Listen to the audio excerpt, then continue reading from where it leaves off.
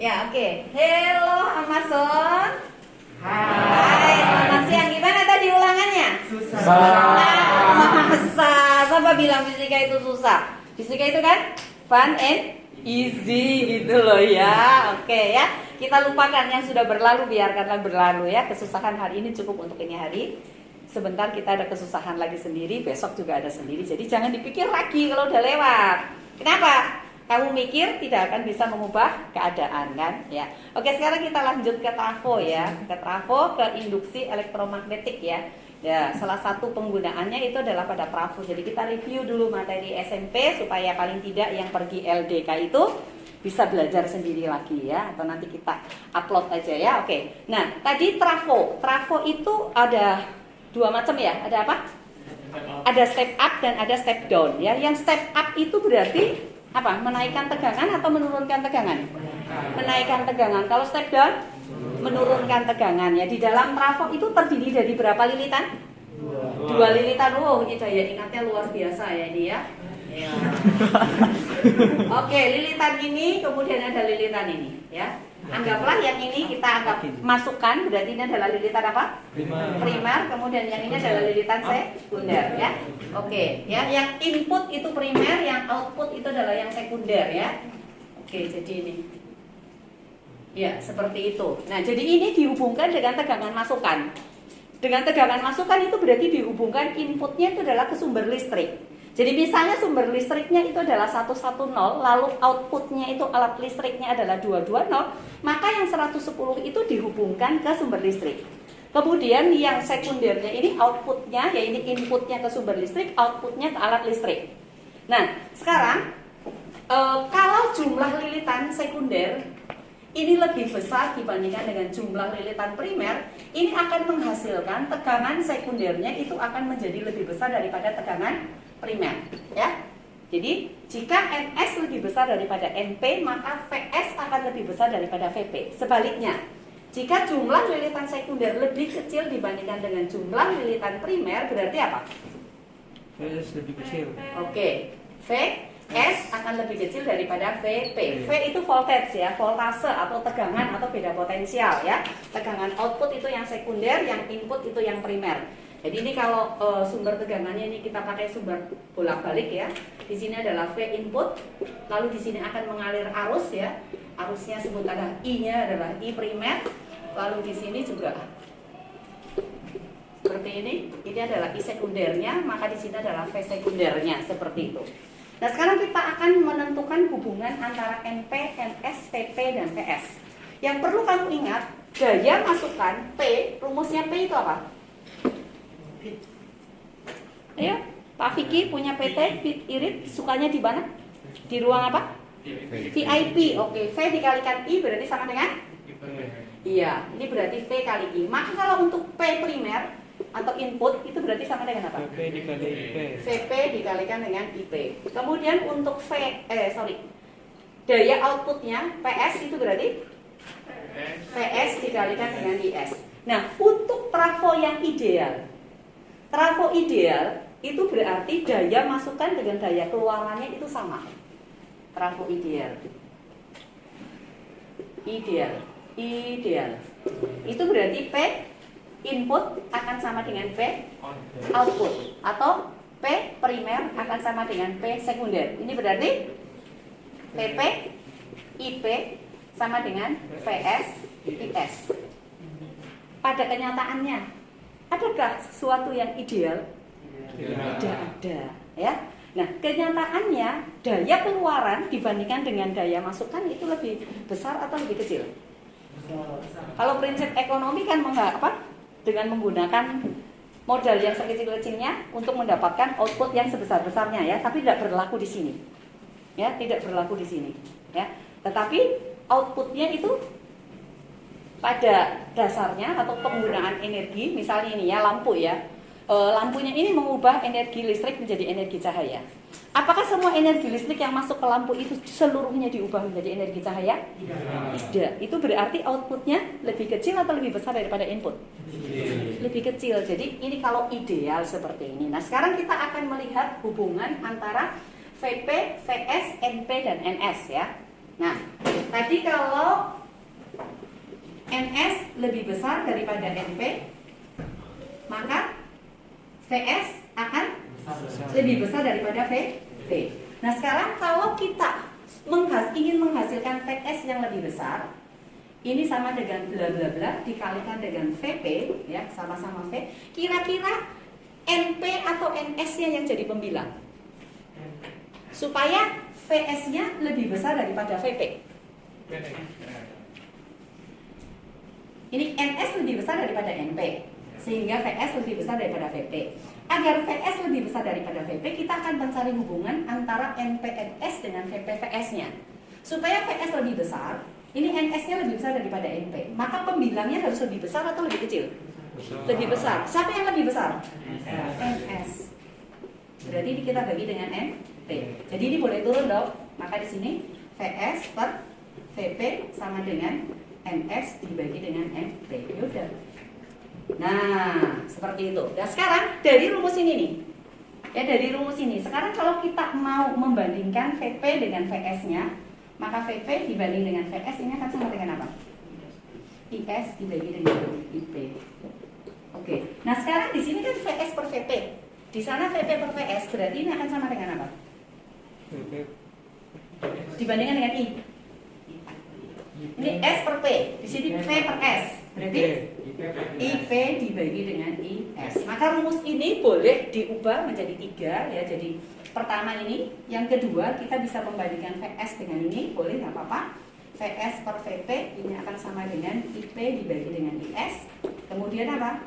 NS per NP sama dengan IP dibagi dengan IS ya. Yang jelas kalau N dan I itu pasti ini di sini S, di sini P gitu, atau di sini P berarti di sini S gitu ya. Jadi gampang sekali. Nah, ini untuk trafo yang ideal. Nah, karena trafo itu tidak ideal ya, tidak ideal itu berarti apa? P sekunder itu lebih kecil dibandingkan dengan P primer. Makanya ada istilah efisiensi daripada mesinnya itu sendiri. Mesinnya di sini adalah trafonya. Nah, efisiensinya itu diberi lambang ini. Ya. Nah, lambangnya ini itu sama aja dengan apa? Perbandingan keluaran dibandingkan dengan masukan. Berarti PS dibagi dengan PP. Kalau dalam persen, maka kita kalikan dengan 100%. Iya, seperti ini. Nah, kita masukkan, berarti ini kita menggunakan VS dikalikan dengan IS dibagi dengan VP dikalikan dengan IP, ini kita kalikan dengan 100%. Seperti itu. Ini adalah efisiensi. Bisa enggak kita mengubah efisiensi daripada trafo itu dari efisiensi pertama lalu kita mau menaikkan menjadi efisiensi kedua? Bisa enggak? Bisa ya, bisa sekali. Oke, nanti kita akan coba. Ya, bagaimana caranya? Oke, bisa dilanjutkan? Ada yang mau menulis? Bukan eta, bukan N. Eta. Eta, iya. Eta, theta, ada zeta, tapi jangan pakai N ya.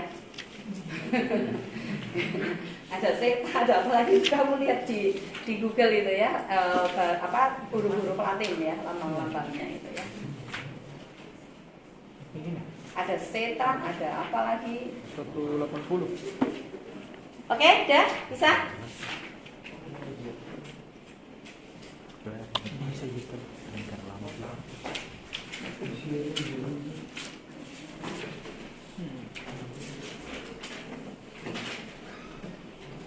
Boleh dihapus? Silakan dilihat soal tentang trafo di bagian uji kompetensi 3.4 ya. Uji kompetensi 3.4 coba cari soal yang efisiensinya dirubah dari satu efisiensi menuju ke efisiensi yang lain. Ada soalnya nggak di situ? Kayaknya ada sih. Kayaknya 2930. 2930. Kenapa 29 apa? Sebuah trafo depak mengubah tegangan 20 volt menjadi 100. Oke. Ya. Ada contoh situ ya, step up mengubah tegangan dari 20 volt. 20 volt menjadi, berarti itu VP ya. VP sama dengan 20 volt, lalu VS berapa? 160 volt. 160 volt. Terus Efisiensinya 75%. efisiensi sama dengan 75%. Kumparan sekundernya dihubungkan ke lampu 160 volt. Kumparan sekunder. Berarti Panas. VS 1 160 volt. Oh, ke sini ya? Nggak ada masalah sih, ke 160 volt terus 60 watt. Kuat arus dalam kumparan primernya adalah oh, dicari IP-nya. Gampang sih. IP-nya sama dengan berapa? Ya. Dicari IP terus kumparannya berapa watt? 60. PS sama dengan 60 watt. Yang ini tuh. Iya, oke. Watt. Iya, oke. 60 watt ya. Oke, dicari IP. Berarti apa yang harus kita cari dari sini? Ada PS, ada VS. Kamu bisa cari IS enggak? Bisa ya, bisa cari S. Kalau enggak, ini kan ada PS. Kita kan mau cari IP-nya sama dengan berapa? Sebetulnya nggak perlu dicari IS ya. Ya, nggak perlu dicari. Kamu cari menggunakan itu loh, efisiensi. Efisiensi sama dengan PS per PP dikalikan 100%. Maka P primernya berapa? Kan sama dengan apa? P sekunder dibagi dengan ETA kan? Ya, berarti sama dengan berapa? PS 60 dibagi dengan 75%. Ya, dikalikan dengan itu berarti PP PS per PP ya. Berarti ini dibagi 100% ya. Atau langsung ini aja 75%. Berarti sama dengan berapa? Ini Mbak 60 kali 100 per 75 ya. 80. Dibagi 25 berapa? Pak, hasilnya berapa? 80. 80 watt ya, 80 watt. Oke, berarti untuk cari IP kalian menggunakan apa? Oke, fit. Pakai VIP ya. Oke, berarti IP akan sama dengan P dibagi dengan P. So isi 80 watt. Wih, gampang sekali. Dibagi dengan 20 volt. Berarti berapa ampere? 4 ampere. Gampang sekali. Yuk, cari lagi, sama lagi. Itu efisiensi selalu dalam persentase kan? Iya, biasanya dalam persen. Ya, dalam persen. Atau kalau tidak dalam persen ya 0, sekian gitu. Ya. Karena kalau 100% kan dari 1. Ideal gitu, ya. Oke. 10 lampu 10 lampu 12 volt 20 watt. 10 lampu 12 volt 20 watt.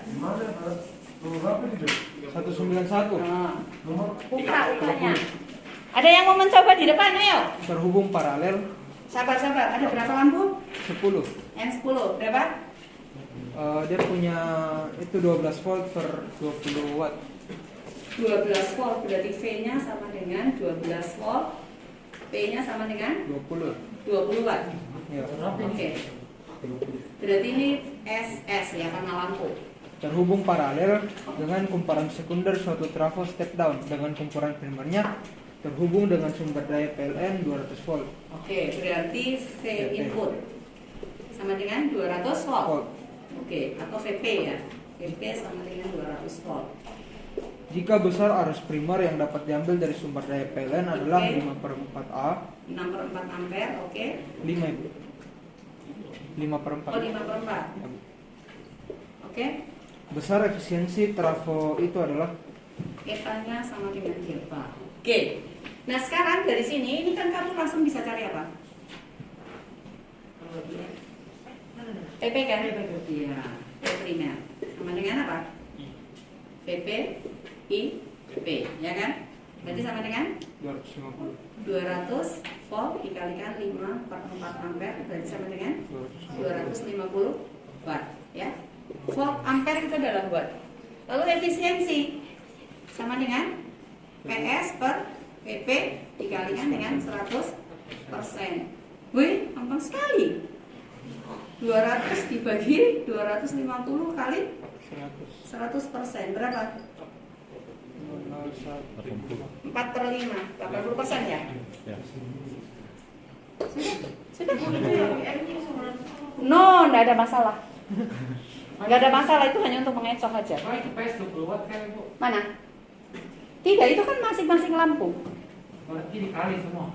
Masing-masing lampu ini kan ada 10 lampu, masing-masing lampu Oh itu Ibu, 12 kalau volt. misalnya seri baru dia ngefek Ibu, cuma ini paralel jadi. Iya. Berarti udah punya PS. Kalau misalnya ada seri Ibu bagaimana? Kalau seri, itu tergantung apakah voltasenya itu voltase total atau apa gitu.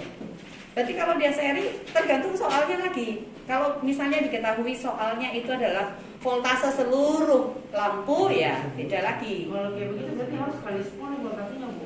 Apanya? Dua. Kan tiap lampu.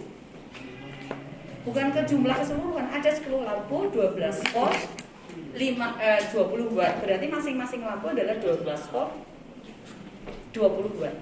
Seperti itu. Hah? PS-nya enggak dikali 10. Satu lampu loh, masing-masing lampu enggak Padahal diapain. nggak tahu lagi, makanya.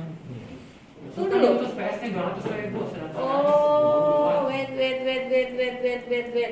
Untuk daya secara keseluruhannya ya, outputnya ya. Jadi ini dikalikan dengan 10, itu dayanya. Karena kan semua lampu kan, 20 berarti dayanya semuanya dikali 10. Iya, seperti itu. Oke?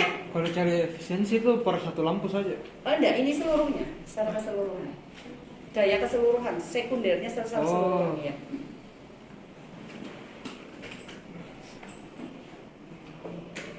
Oke? Ya. Apa itu VIN, Bu? Hah? Apa itu VIN? Apa? VIN. Input. Input atau VP.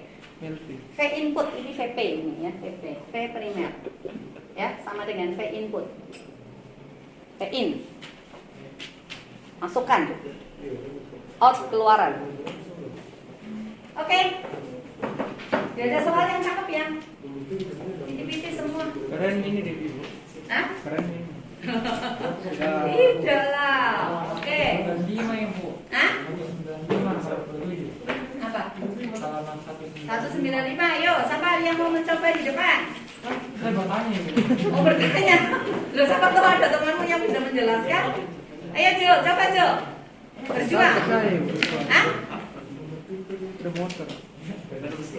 Apa itu transformator tap? Ibu? Hah? Transformator tap. Mana-mana? Yang bisa berubah-ubah kayaknya. Oh, ya, ada masalah. Mungkin kan. Jadi ini dia bisa berubah-ubah.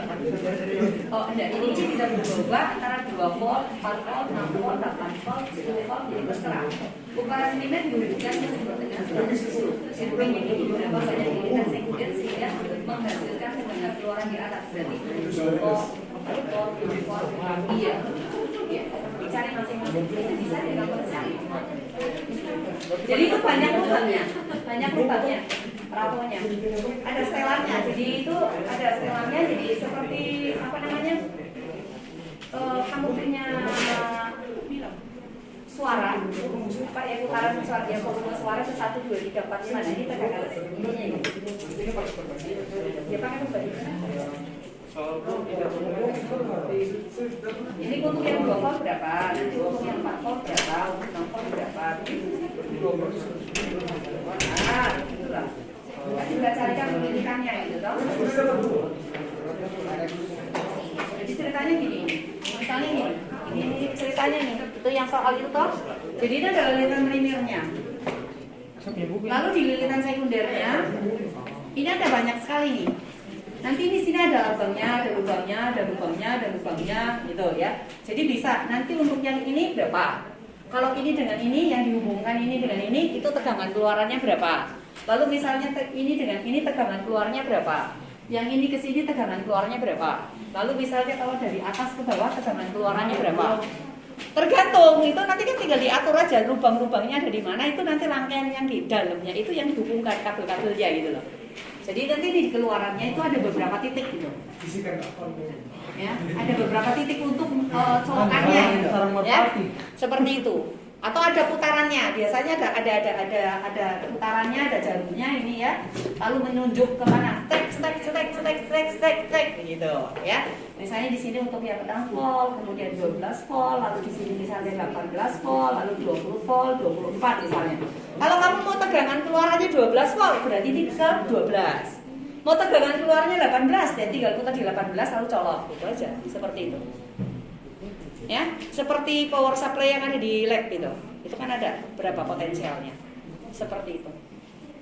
Ya, jadi gampang sekali. Untuk trafo itu terisi. Nanti yang agak susahnya itu kalau misalnya efisiensinya dirubah gitu aja. Jadi ada eta 1, ada eta 2. Berapa banyak perubahannya? Misalnya aja toh.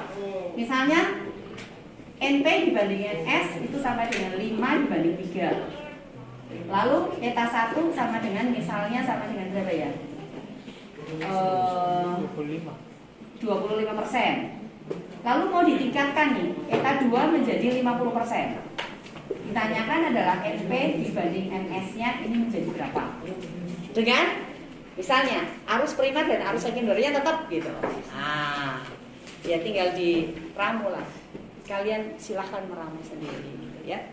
Jadi kalau misalnya jumlah jumlah arus primer dan sekundernya perbandingannya tetap, kamu tinggal masuk di rumusnya aja. Kan ini kan yang masuk di sini kan NPNS kan.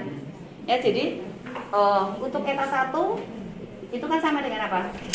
PS per PP kan.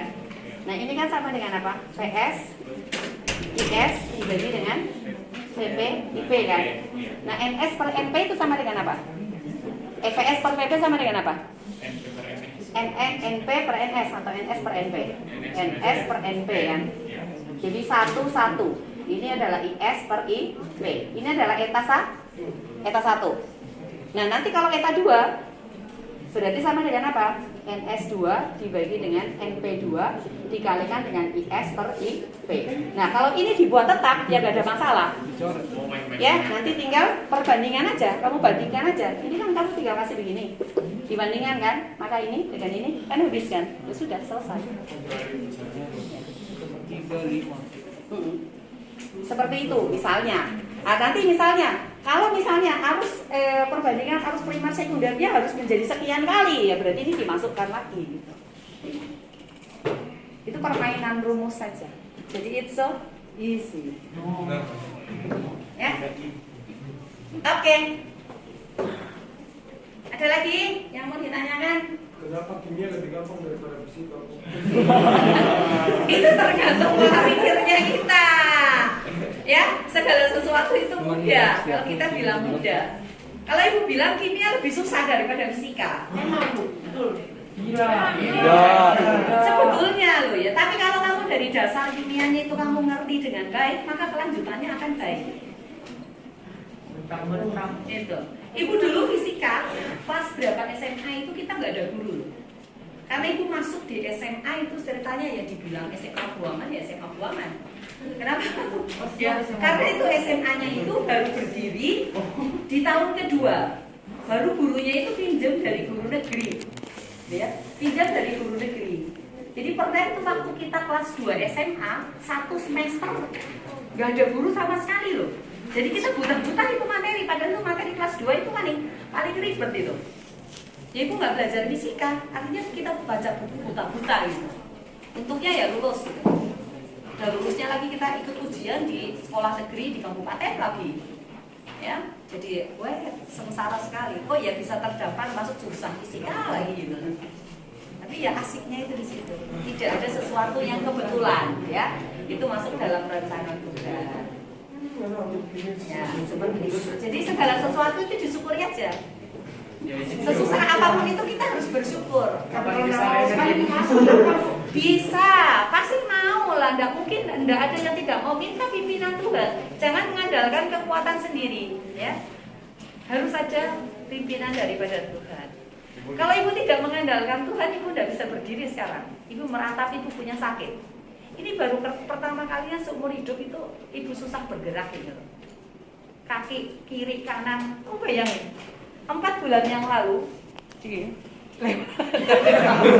coba kita ini tadinya ya. 4 bulan yang lalu itu awal bulan 4 itu kakinya ibu sakit yang kanan. Itu kenapa? Karena ibu dicobai oleh keinginan ibu sendiri. Ibu suka sekali kalau ke mall itu duduk di kursi pijatnya advance itu loh. Nah itu hari ibu pijat di situ, tiba-tiba besoknya langsung sakit. Udah gitu pulang di rumah, ibu ada beli tokuya itu untuk pijit kaki, ibu pijit lagi. Akhirnya apa? Kaki kanannya ibu sakit sampai tendon belakangnya itu infeksi. Itu bulan 4. Dan selesai itu pulang dari Bali tambah sakit. Loh, dicobai oleh keinginan ibu memaksa diri untuk pergi ke Bali kan? Udah ditunggu berapa tahun itu, baru ada refreshing ke Bali rame-rame. Nah, akhirnya pulang sakit lagi, tambah sakit lagi. Dan itu, anaknya ibu melahirkan. Anaknya ibu melahirkan, lagi seneng-senengnya kan, mau gendong cucu kan. Nah, anaknya ibu kebetulan sesar. Ibu rasakan sesar 2 kali dibelah perutnya ibu loh. Ya. Belahnya itu dari atas sampai ke bawah itu sekitar 1 jengkal itu. Waktu dibelah nggak sakit, karena dibius. Setelah dibelah ya sakit ya. Nah, udah gitu kan ibu kasihan kan, bagaimana ibu rasanya melahirkan nggak ada orang tua. Jadi, udah kamu diem-diem aja, ibu yang mama yang ngurusin gitu ya. 1 minggu berikutnya tangannya ibu sakit di sini, tangan kiri sakit. Lama-lama ini tangan kanannya juga ikut sakit, sampai untuk angkat gini aja nggak bisa. Untuk ngangkat sampai ibu merintih kesakitan. Barunya itu anaknya ibu melihat ibu menangis, bukan menangis sih, merintih kesakitan. Ya udah, setelah itu nggak sembuh-sembuh ini. Kok BPJS yang ditangani cuma satu kasus kan, kakinya dulu disembuhin. Baru habis itu mulailah tangan. Tangan belum selesai, lagi mulai terapi, tiba-tiba kaki kirinya ibu lagi di sini nih sakit lagi, sama jari kakinya 3 itu sakit. Udah, akhirnya terakhir sekali itu pas ibu tidak tahan sekali itu dari tangan kiri ini, dari ini sampai sini, kaku sekali, kaku. Pokoknya tiap malam ibu merintih kesakitan pasti untuk tidur dan harus minum obat anti sakit. Nah, salah satu pengaruh efeknya itu adalah ke lambung. Ya nggak tahannya ya kemarin itu, sampai ibu muntah-muntah, sudah muntah di rumah, ke sekolah muntah lagi, lalu masih mual lagi, lalu ibu minta tolong ibu Eti minta tolong dulu bawa saya ke toilet, muntah-muntah setengah mati di situ. Lalu ibu lihat Pasut, Bu Eti minta tolong panggil dulu Pasut, antar saya ke IGD. Sudah, akhirnya Pasut antar ibu ke IGD, di tengah jalan ibu masih muntah-muntah lagi, sampai akhirnya ya ibu masuk di IGD. Terakhir muntah itu sampai dari bagian belakang ini ya, itu seperti kesetrum gitu loh, ada aliran begitu. Dan ibu imani dalam nama Yesus itu yang akan menyembuhkan untuk melancarkan ibu punya saraf semua gitu loh. Ya, itu diimani seperti itu. Sudah akhirnya masuk rumah sakit. Sorenya ibu pulang karena sudah agak enakan. Ya, ini masih tangannya masih terus merintih, jadi dikasih obat lambung apa dan sebagainya. Puji Tuhan itu kemarin udah 2 hari ya, 2 hari sama kemarin ini 3 jarinya ibu udah bisa digerakkan. Kemarin ini jari ini udah mulai bisa digerakkan. Sekarang yang masih sakit adalah ini. Ibu jarinya ini tidak bisa memegang sesuatu, gini tidak bisa memegang sesuatu, itu masih ya. Orang yang terbiasa kalau naik tangga ya, ibu pasti tidak mau naik diam-diam, artinya pasti cepat sekali lari gitu, mau cepat-cepat gitu. Sekarang tiba-tiba segala sesuatu harus minta tolong dong bawain, tolong dong, padahal selama ini enggak. Ibu paling refleks sekali kalau ada orang memerlukan bantuan tanpa mereka minta tolong, pasti ibu akan tolong gitu loh. Kemana-mana ibu naik motor sendiri sekarang harus minta anterin ya ke sekolah ya, nanti jemput lagi ya gitu. Sampai seperti itu, jadi jalan pun harus pincang-pincang dan sebagainya. Iya, kalau kita tidak menyemangati diri kita sendiri, siapa yang mau menyemangati coba? Harus kita ada semangat. Segala sesuatu yang Tuhan izinkan terjadi dalam kehidupan kita yang tidak baik menurut kita, itu pasti baik menurut Tuhan. Jangan andalkan kekuatan sendiri, andalkanlah kekuatannya Tuhan. Ya, jadi kalau hadapi soal-soal susah, ya cari tahu, jalan cari tahu. Ibu kalau dapat soal susah, itu cari tahu di internet. Bukan ibu serba tahu, enggak. Ibu cari tahu penyelesaiannya, betul enggak penyelesaian? Tanya tuh Sam. Ya Sam ya, biasa Sam kan WA ibu, Bu yang ini gimana? Coba cari di internet, ibu cari penyelesaiannya. Sam nggak bisa dapet loh. Nah, besok ya, lanjut lagi besok ya. Sampai biasa ibu buka Zoom sama Sam sendiri, ya. Nggak apa-apa, seperti itu. Artinya guru itu bukan dewa yang tahu segala sesuatunya, bukan Tuhan Allah. Enggak. Kita juga ada titik-titik tertentu, kita juga harus mencari jawaban yang lain, gitu loh, ya. Jadi kalau kamu dapat soal yang susah, ya carilah dulu penyelesaian. Siapa tahu ada soal-soal yang mirip, gitu loh ya. Kalau enggak ya kita ketemukan hari-hari, kita ketemu.